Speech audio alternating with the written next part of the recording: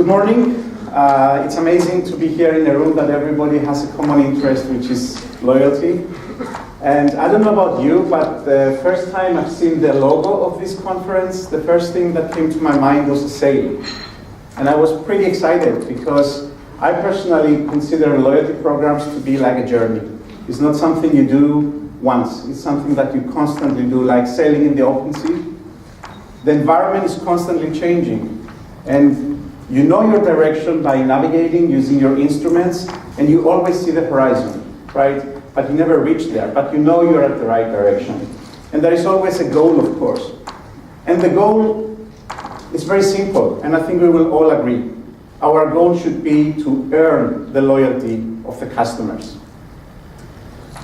As a father of two young boys, I'm pretty much familiar with those stickers that parents or teachers, they tend to give to a child if they do something right. If they eat the food we want at the time we want, they get a sticker. If they do their homework, they get a sticker. If they're quiet at class, the teacher will give them a sticker. That makes them achievers, right? But deep down, parents or the teachers, they actually feel that that child behaves the way they want them to behave. And that's where we spoil them. They get 3 stickers, okay, you can use the tablet now. They come from school with 2 stickers, oh, you are great, have a chocolate today. So why don't we do the same? Try to get our customers to spoil us. Let's try to get that sticker from our customers as businesses, so that at the end, and I'm not copy-pasting Radek, they shop more with us, they come more frequently, and they talk better about us. Because I think those things is what we ultimately want from loyal customers. So, let's go. Oh, looks cooler on the big screen. Few words about me, just to get to know each other. I'm Demetris Constantinou. I'm the co-founder and director of PHILOSHOPIC, a locally based, internationally active company. And one of the many things we do, but one we love the most, is working with customers to set up exciting loyalty programs. I've been working from the technology side around the consumer experience domain for more than 15 years. And at PHILOSHOPIC, we believe that things have to be simple and exciting. Now, why the geometry of loyalty? I think it would be quite simple to explain it. If we think about the loyalty program, we can easily represent it with a mathematical expression. If we take the very basics, right? So we have a balance of points, we keep adding points. When we reach a certain level, then we give a reward and we deduct those points.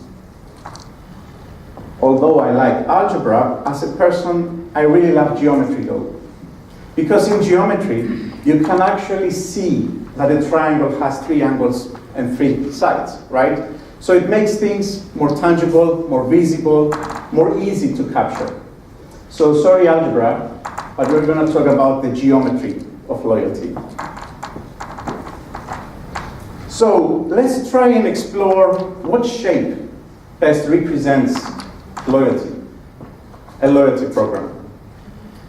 What about a circle? I see you not being so confident about it. What if I add a few more circles? Now it makes a little bit more sense, because in a loyalty program we gather data about the customers, we segment them, and then we better target them, right? What about a square? What if I make that into a box? That's what we actually give in a traditional loyalty program. We give a reward to the customer. Probably not in such a package in most of the cases. And let's try and see if a line has any meaning in representing loyalty. Let us try to think on the emotional state of a loyalty member. Let's try to see their excitement level. So they earn points, they get a reward. They earn points, we get a reward, right? And then B, well, that's the bad time that probably we either lost the customer Or in the best case scenario, they simply lost their interest to the program. So we see that there are many parameters in a loyalty program and many dimensions. It's not that getting points and getting rewards. I think both Radek and our chairman said that it's not anymore so popular to just get points. People don't even redeem them, as we've seen in one of the statistics of Radek. So let's try and view things from various angles to try and see how can we really earn that sticker from our customer. If we see things from different angles, they sometimes look different, right? And I'm going to use some real examples that I personally have experienced, either as a consumer or as a business person. And here I have to make a disclaimer, because we live in a small country, and I believe that much of my examples have been with some people that are in the audience today. So it's not about you, it's just a coincidence if you feel that I'm talking about you. So let's start from the very first angle of entering a loyalty program. I was at a supermarket chain once, and I asked, how can I join your loyalty program? They told me you simply do it at the checkout. So I take my groceries, I go to the checkout, and the cashier gives me a piece of paper that looks pretty much like that one, quite heavy. As I was filling it, I was kind of asking myself, why do I need to give all this information, right? I was even feeling sorry for the people behind me because I was delaying their checkout experience. And at the end, the cashier tells me, thank you very much. Allow us up to 2 weeks until you can fully use the loyalty program, because at the head office, they need to enter the data into the system and so on. Why do they make it so frustrating for consumers just to enter a loyalty program? Wouldn't it be much greater if we only gave one piece of information, just once, at the exact time that we are transacting? And we all know that most of the times in supermarkets and in stores, we give our mobile phone. So if we're going to use that throughout our experience in a loyalty program, why don't they just get that one? They can identify us, and of course they can communicate to us, which are the two main interactions that you have in a loyalty scheme. And of course we can then gather more information about the consumer as they interact and transact with our business, right? And of course the customers are not always going to come just at the checkout. They interact and transact across multiple channels in our store. And this is my second angle that we want to explore. The consumer is omnichannel. They don't consider that a business is just time and pay. I might get on their website, and they might have a mobile application, maybe they have a self-service capability, and so on. And in my discussions with some of the businesses here in Cyprus, but also internationally, I get two kind of reactions in most of the cases. Either that this is a buzzword, so omnichannel is just a buzzword, so typically they don't do anything, we don't have to do anything about it. Or it's something really, really important, it's a must-have, and they ask you this nice question, is your solution omnichannel? And you say yes, and they put a tick, and they move on. So again, practically not really doing much about it. And if you try to look deep down why they don't do much about it, they will tell you, well, our systems cannot enable it, our technology in place cannot be omnichannel, and it's too expensive to change them, and so on. Which leads me to my next angle, which is technology. To have systems in place, it's expensive, yes. Most of the times information technology is considered as a cost, and sometimes it's not so easy to change them all the time. But it did happen many times with even businesses that they recently updated, upgraded, they got this new super duper system that they still cannot do the things they had in mind because the system doesn't do it. And if we take one of the core key practices in starting and growing a loyalty program, you have to start it simple and then shape it the way the members are showing you that you have to shape it. So technology needs to be adaptive. That's why we have cloud computing today. That's why we have commercial models like software as a service, so that you are agile and you can move on according to where things are going. And this leads me to my next angle, because to shape something for the future, you need to understand where the users want to take it. And that's why it's very important to gather feedback from the users, from the members, from the customers. They are the ones who are going to tell us if our loyalty program is great, if it's boring, if it's valuable for them, and so on.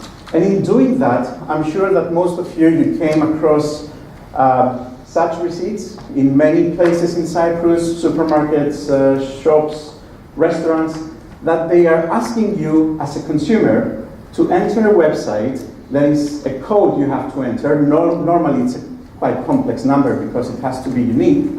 And they tell you that if you go and give us your opinion, you know, you're going to get a freebie next time, or maybe get in a draw for something valuable. I'll share you my experience. Last time I tried to do that, I actually got this. Doesn't read that well, I think, on the screen, but it says this code has expired. I made all the effort to keep that receipt in my pocket, to keep in my mind that at some point I have to give feedback. I logged into that website, and you have to type because you cannot just touch the receipt and take you to the website. And then I entered this complex code trying to make sure that I did it right. And then, sorry, I was late. So again, why does it have to be so frustrating for a consumer to tell the business how they want things to be in the future, or if they're happy? Wouldn't it be greater just to get the opinion of the customer at the time that they are at the place you want their opinion? If you're evaluating your checkout, at the moment they finish a transaction, just get on their mobile device a buzz, and they graphically and very simply tell you, was this a good experience or was this not so good experience? And you can define how you better serve them. And the loyalty members are the ones that frequently come, and you can identify them. So getting their opinion is really valuable, and at the end of the day, they appreciate it. And we know that people are very keen on sharing their views. Everyone today is on social media and talking about things, right? Που πήγαμε και δεν μας άρεσε is probably one of the most popular groups in Cyprus. People love to share their opinion. So why not embrace that channel and not just become like collectors in the social media? I know many companies that they spend a lot of money with digital agencies to grow their likes. I got 50,000 likes, or I got 1,000 likes on this. Wow. Okay, this is good about, you know, amplifying your messages to the market, but what does it mean for you as a business, and how does this relate to how you can better shape the experience of this customer so that you earn their loyalty? Wouldn't it be greater if, let's say a retailer, you have some product on offer that you want to give it only for your loyal members, the valuable ones, so you do promote it still on Facebook. But if that member has actually linked their Facebook account with the loyalty membership account, you can actually, based on their engagement, if they give you that like, or if they give you that comment, they actually redeem on their next transaction automatically that thing that you have on offer. So you're not just collecting likes, but you are giving a pleasant experience to the consumer. I could talk about this for hours because it's one of the innovations we're really excited at PHILOSHOPIC, but I think I have to wrap it up so that we are on time. And I'll give a small summary. So we started by looking at the angle of entering a program. We have to make it very simple and frictionless for the customer, right? Then we looked at the customer is going to interact anyway in an omni-channel fashion with us. So we need to enable that as well. A loyalty program has to be everywhere on all the touch points. It's not just when I buy I get points. This is probably prehistoric now. Then we need to look at the technology as an enabler. We need to use agile technologies, use the cloud, use software as a service models so that you can catch up with the change in consumer expectation. And of course, listen to the customers, get their feedback, but get it in a meaningful way at the time that matters, and in a way that the customer will not feel frustrated. And of course, at the social media, don't just collect their likes, integrate this experience they have with you with the experience they have at the social media. So what do we get here? Did we get the shape of loyalty? Could be, but if we remember what the goal was at the beginning, it's all about earning that sticker from the customer, earning the loyalty of the customer by making our businesses behave the way the customers expect them to behave, so that they come more frequently, they shop more with us, they talk better about us, and support our business. So if we get those things right, and more angles, by the way, I only had 15 minutes, so I didn't want to talk about too many things, we are more likely to get that sticker from the customers. We are more likely to turn our business into the into the business that the customer is loyal to. If they award us that sticker, it's more likely that they will spoil us with more business. Thank you very much, and I will be very happy to be doing the